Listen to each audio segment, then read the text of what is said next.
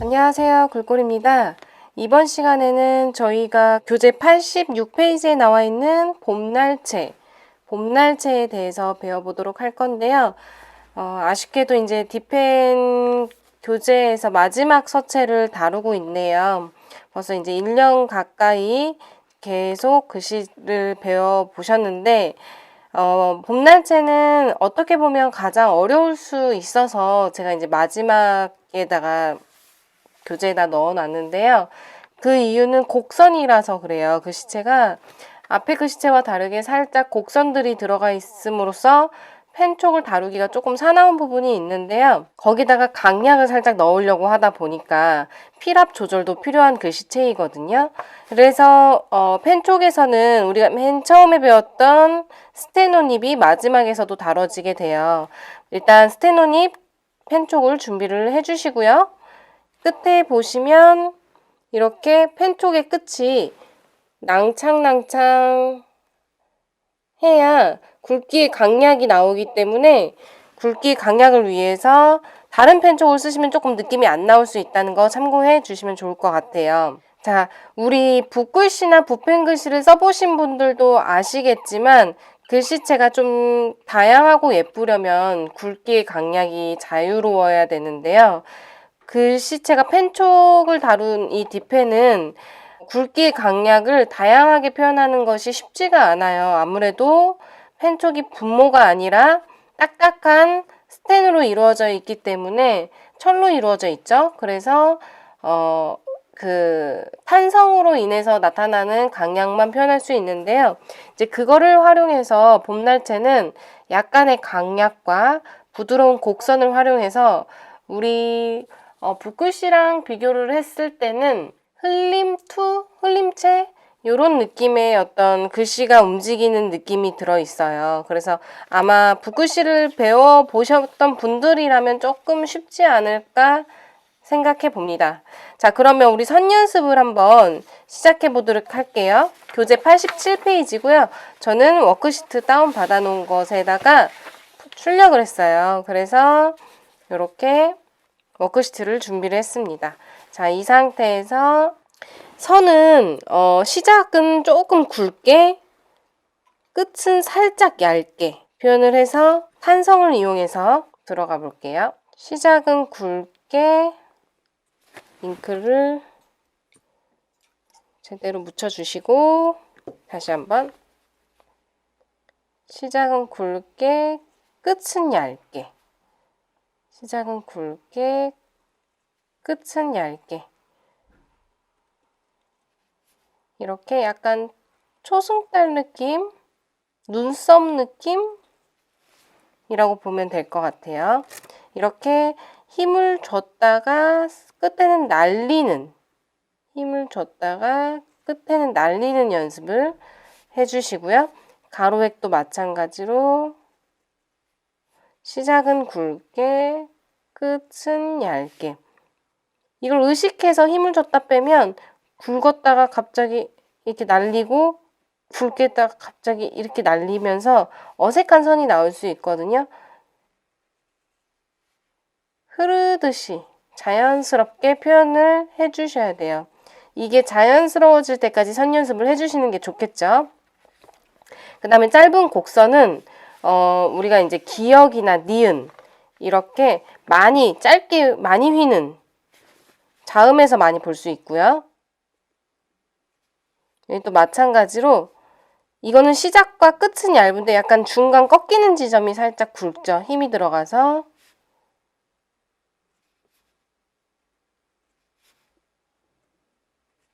이렇게 짧은 선 연습을 함께 해주시고요. 그 다음에 선의 강약 연습.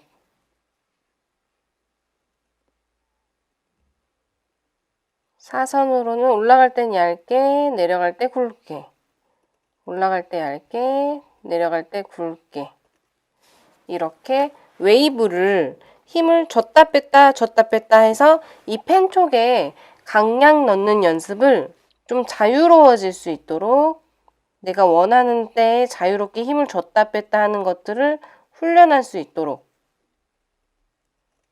연습을 해주시면 좋을 것 같아요. 얘가 조금 어려울 수 있겠죠. 너무 길게 가시면 손이 불편해서 안 되고요. 짤막짤막하게 연습을 해주시면 좋을 것 같아요. 자, 그 다음에 선의 굴림.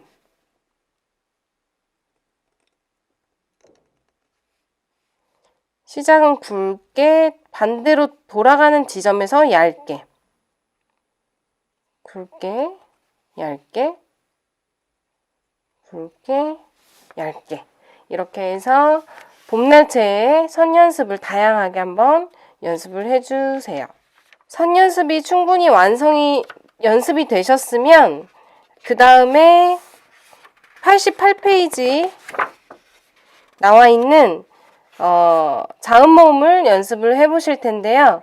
자음 모음을 연습하기 전에 글씨체에 대해 가볍게 설명을 드리자면 87페이지 하단에 나와 있는 특징을 한번 볼게요. 시작은 굵고 끝은 얇게 표현이 되는 게 특징이며 전체적으로 곡선으로 되어 있어 부드럽게 표현하는 글씨체입니다. 그래서 직선 느낌의 글씨체가 아니라 약간의 굴리는 곡선의 글씨고요. 곡선의 방향이 어떻게 표현이 되는지 이렇게 안쪽으로 또는 위로 이렇게 가로획의 곡선의 방향, 이제 우리가 붓글씨에서는 향서, 배서에 대해서 배우는데 전체적으로 약간 향서, 위로 향하는 곡선으로 이루어져 있는 걸 볼 수 있고요. 자음의 이런 모서리 부분이 딱딱 각지면 날카로운데 이 부분을 살짝 굴려서 자음의 모서리 부분을 굴려서 표현을 했죠. 이런 특징을 가볍게 알고 지나가시면 자음 모음 쓰실 때 조금 쉽지 않을까 생각해 봅니다. 자, 그러면 교재 88페이지 자음 모음 연습을 해볼게요. 글씨가 둥글둥글하게 굴리려면 웨이브가 크면 글씨 쓰기가 힘들어요. 그래서 글씨가 조금 작아질 수 있어요. 자, 자음 모음 써보도록 할게요.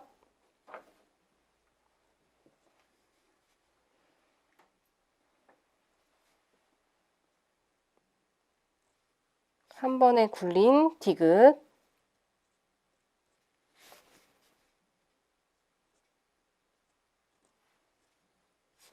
글자의 획순도 한번 잘 봐주세요.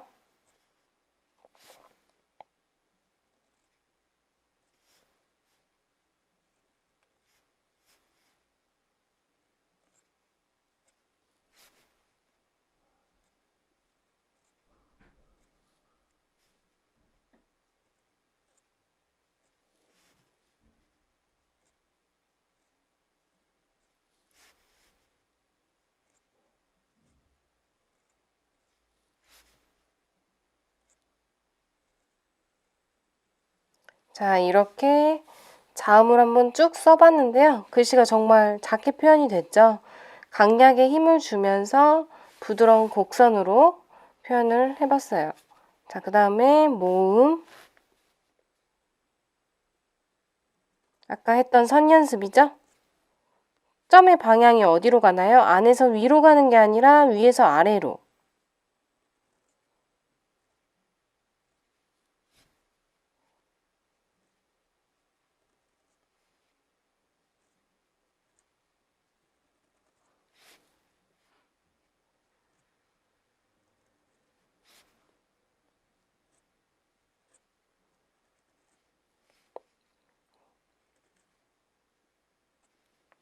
이렇게 이거는 글씨를 빨리 쓰기가 어려운 게 힘 조절을 계속 의식하면서 글씨를 쓰기 때문에 펜글씨 쓰듯이 절대 빨리 쓸 수가 없어요.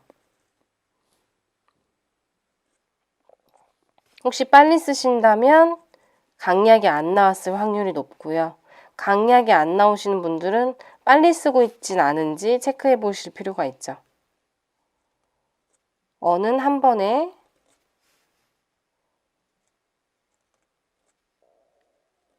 획을 최대한 우리 흘림 때처럼 한 번에 쓰는 연습을 해주시면 조금 더 선이 매끄럽고 자연스러워 보일 수 있거든요. 근데 이제 그런 것들이 어려워서 조금 훈련이 필요한 부분이기는 해요.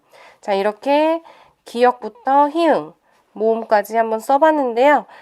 충분히 저는 이렇게 한 번씩 써서 보여드렸지만 제가 쓴 글씨 쓰는 획순이나 이런 것들 한번 잘 보시고 어려운 자음 같은 경우는 동영상을 대감기해서 한번 꼼꼼히 체크해 보시고 여러 번의 연습을 통해서 좀 자연스러워졌을 때 그때 다음 단계로 넘어갈 수 있으면 좋을 것 같아요. 자, 이번에는 89페이지에 나와 있는 자음과 몸의 다양한 그 비율 연습인데요. 자, 우리가 앞에서도 충분히 이제 훈련을 해보셨기 때문에 이 페이지가 꽤 중요하다는 것을 아실 거예요. 아, 왜 이런 부분들이 중요하구나 하는 것을 한번 해보신 분, 경험을 해보신 분들은 잘 아실 텐데, 아무래도 자음 같은 경우는 하나로 연습을 했지만 상황에 따라서 비율이 바뀌면서 조금씩 달라 보여서 왜 자음은 이런 식으로 쓰라고 되어 있는데 왜 문장에는 이렇게 안 써 있지? 라고 물으신다면 이건 폰트가 아니고 상황에 맞게 변화를 해야 되기 때문에 글자의 비율 부분들 또는 그 덩어리에 맞게 잘 어울리는 자음을 선택해주는 센스가 필요해요. 그래서 컴퓨터가 대신할 수 없는 건 그때그때 상황에 맞춰서 사람이 빠르게 변화를 시켜줘야 되는데 이런 것은 뭐 인공지능이 있지 않는 한 사실 좀 힘든 부분이죠. 그래서 켈리가 되게 같은 서체임에도 불구하고 다양한 느낌이 들게 만드는 장점이기도 하죠. 그래서 이 비율 연습이 꽤 중요한 부분이고요. 자, 어려운 글씨가 아마 미음자 조금 어려워하셨던 것 같아요. 그래서 미음자로 한번 보여드리도록 할게요.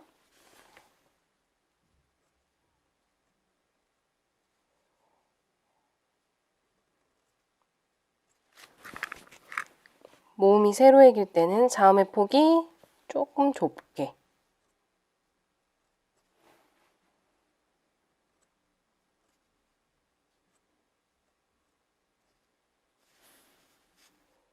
모자의 경우 살짝 가로형인 미음.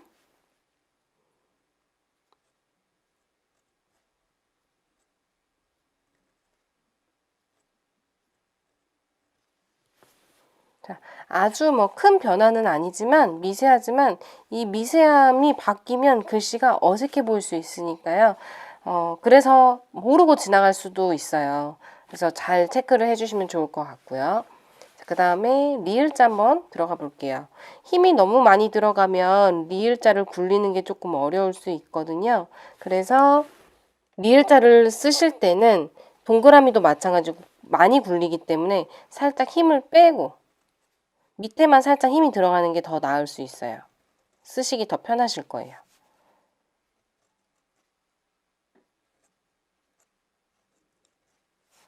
이 리을자는 기본적으로 너무 납작하게 표현할 수가 없기 때문에 살짝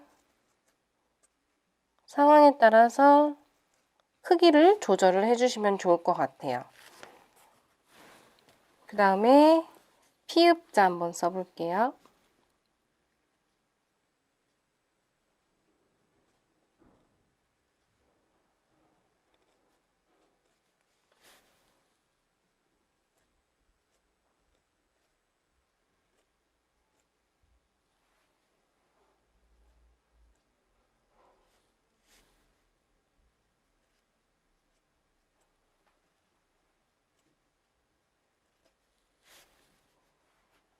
끝을 잘 안 날리시면 끝에가 뭉뚱뭉뚱 끊겨서 서체가 약간 부드러운 느낌이 안 들 수 있어요.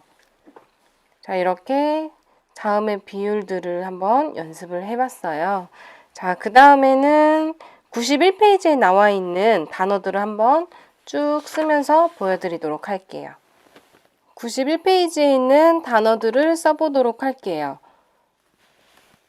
이 단어를 보시기 전에 한번 직접 영상을 멈추고 한번 쭉 써보신 후에 보시는 것도 좋을 것 같아요.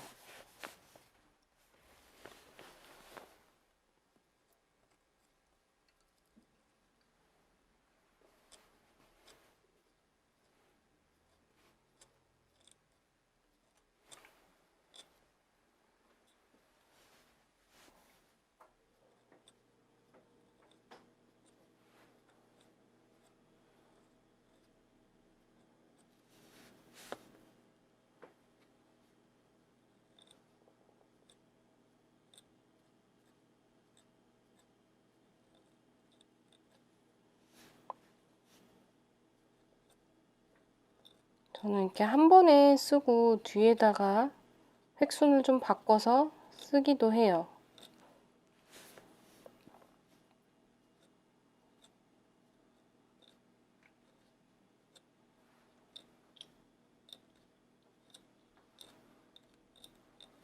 마치 붓글씨를 펜으로 쓰는 느낌?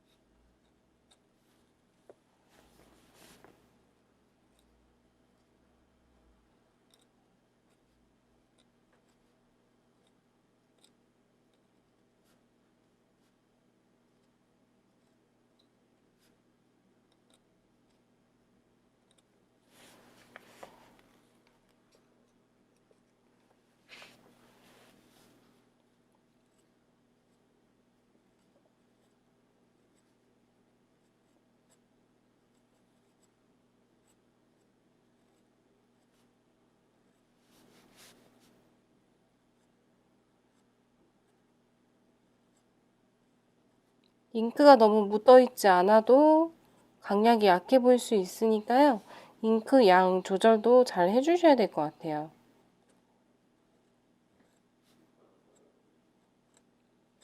최대한 저는 획을 잘 안 끊고 한 번에 이어 쓰는 경향이 있죠.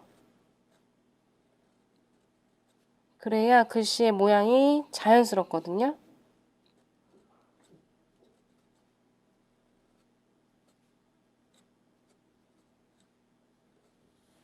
굴리는 글씨죠.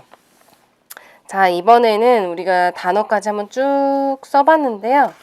문장에 있는 대표적인 글자 문장을 2개를 골라서 한번 제가 보여드리도록 할게요. 5번에 나와 있는 3월의 봄바람은 꽃을 들고 오더이다. 한번 보여드릴게요.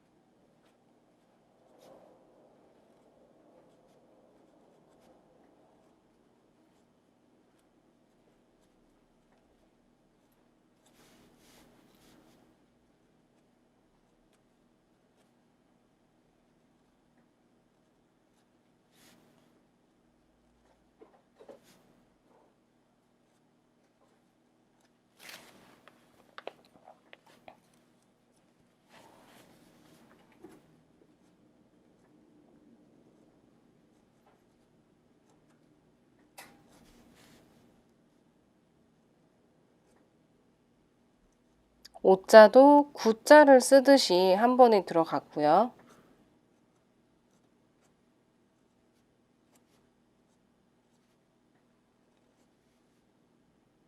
여기는 밖에서 안 나가고 길게 표현하기 위해서 날리면서 표현을 했죠. 자, 이렇게 문장을 써봤고요. 그 다음 것은 6번. 가을바람에 실려오는 그리움. 글씨체랑 좀 어울리는 글귀들로 준비를 했어요. 그래서 좀 이렇게 하늘하늘 여리여리한 그런 느낌들을 쓸 때 아무래도 이 글씨체가 좋지 않나 싶어요.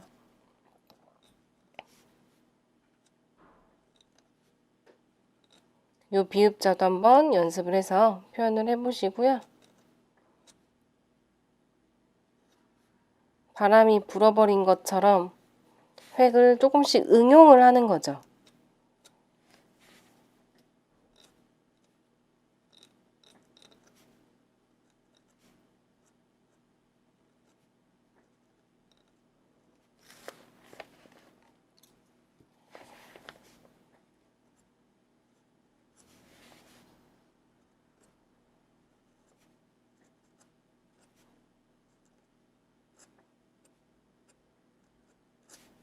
자, 이렇게 해서 조금 바람에 실려오듯이 날리는 것처럼 표현을 해봤어요.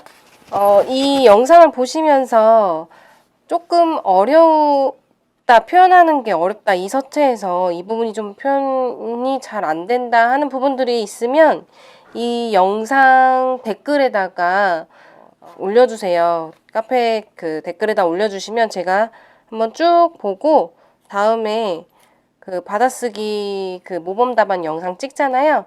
그때 한번 참고해서 설명을 좀 드리도록 할게요. 하나 더 해볼까요? 문장 마지막 거 한번 해볼게요. 10번.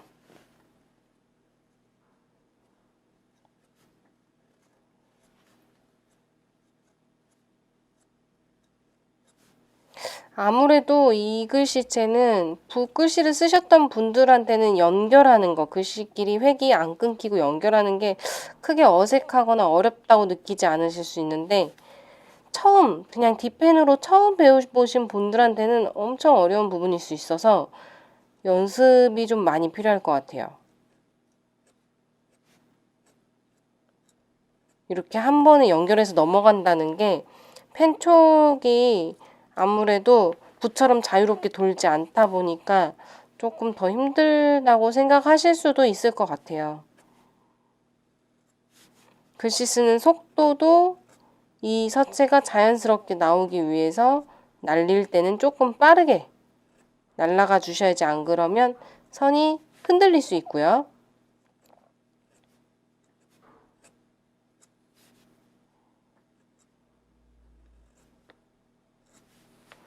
자, 이렇게 해서 문장까지 한번 쭉 적어봤어요.